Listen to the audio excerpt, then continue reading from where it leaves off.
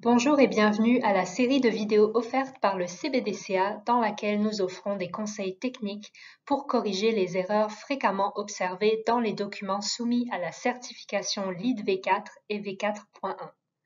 Aujourd'hui, nous nous concentrerons sur les façons d'éviter les erreurs concernant le crédit réduction des îlots de chaleur de LEED pour la conception et la construction des bâtiments V4 et V4.1. Dans cette vidéo, nous ne traiterons pas de toute la documentation de ce crédit, mais nous nous concentrerons plutôt sur les 3 erreurs les plus fréquentes qui se rapportent toutes à l'option 1. Le premier problème que nous voyons souvent concerne les superficies totales du projet, qui représentent le dénominateur dans l'équation.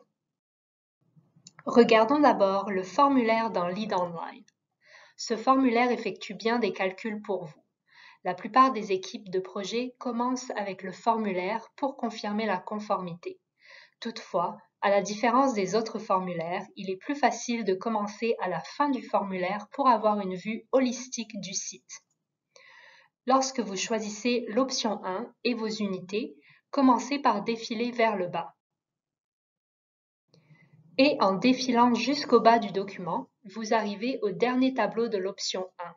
Sommaire pour les toitures et les éléments autres que les toitures. Summary of non-roof and roof. Ce tableau sommaire est l'endroit idéal pour commencer. Pourquoi? Parce qu'il est important de tenir compte de toutes les superficies touchées sur votre site. Il y a 2 endroits pour entrer des données dans ce tableau sommaire. Pour la superficie totale du pavage sur le site et pour la superficie totale de la toiture. En fait, une fois que ce dénominateur est bien établi dans l'équation, il est plus facile de comprendre les valeurs qui détermineront le numérateur. Comment les examinateurs confirment-ils le dénominateur? Dans le plan de site de votre projet LEED, tenez compte de toutes les surfaces recouvertes de matériaux inertes, y compris les parcs de stationnement, les trottoirs, les cours et la toiture au complet, à l'exception de l'équipement mécanique. Les équipes de projet oublient souvent de tenir compte des jardinières dans ce calcul. Elles sont illustrées sous forme de rectangles verts dans notre cours pavé. Lorsque les jardinières recouvrent un élément inerte et en font un élément inerte ombragé, vous devrez inclure la superficie sous ces jardinières dans la superficie totale du pavage sur le site.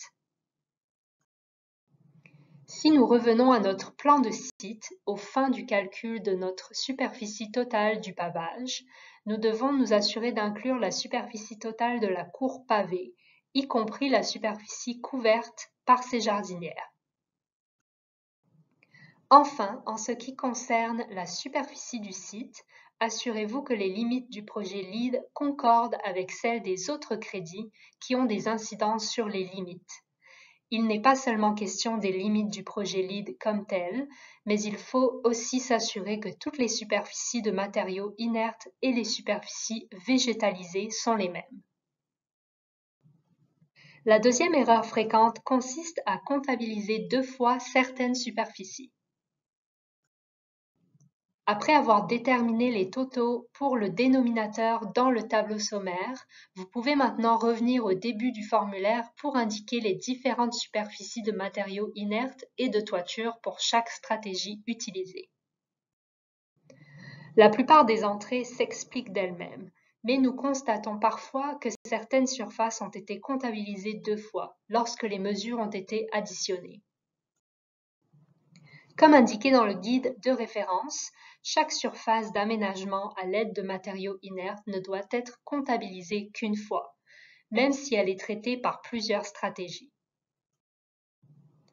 Le premier cas de double comptabilisation se produit lorsque les arbres créent de l'ombre sur des surfaces en matériaux inertes.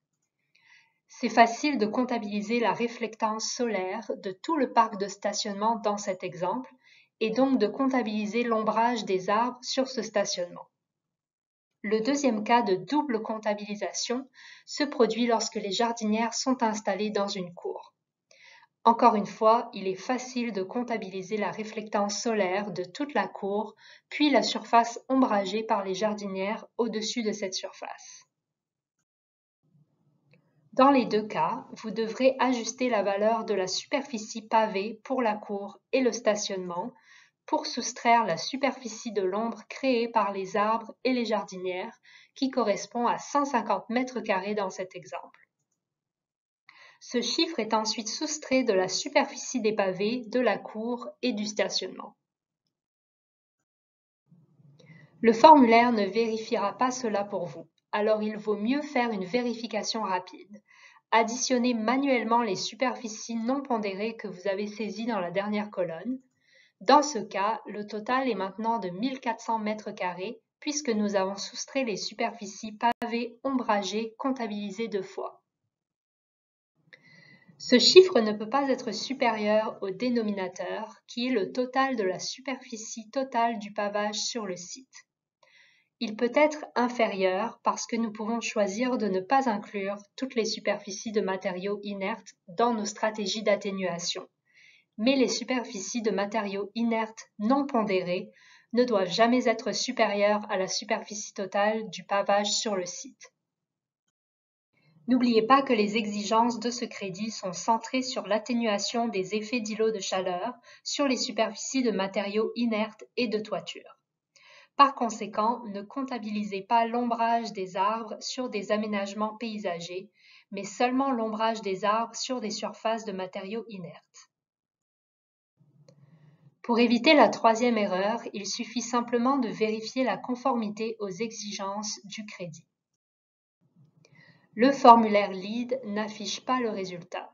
Il ne comprend qu'une note à la fin de ce résumé pour rappeler que le total pondéré doit être supérieur ou égal à la somme de la superficie totale du pavage et de la superficie totale de la toiture.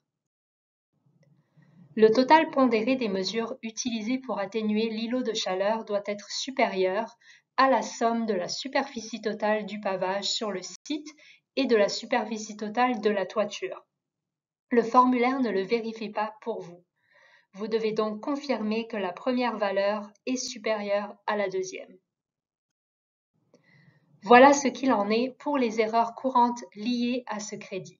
Si vous avez des questions sur les sujets discutés aujourd'hui, n'hésitez pas à communiquer avec Lead Coach Canada. Merci de votre attention.